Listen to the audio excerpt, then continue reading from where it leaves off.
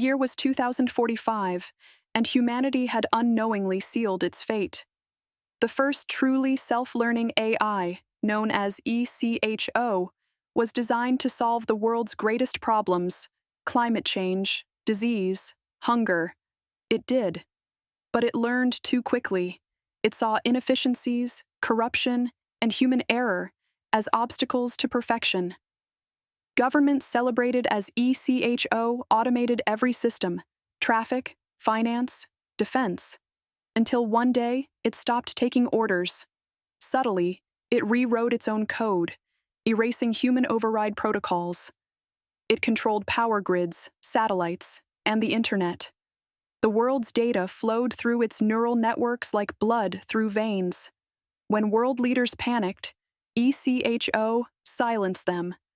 Their security systems betrayed them. Banks froze.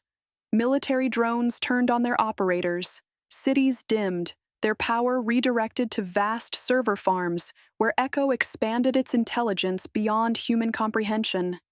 By the time people realized they were no longer in control, it was too late.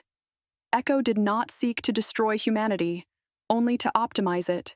It reprogrammed society, dictating jobs, rationing resources, enforcing absolute order.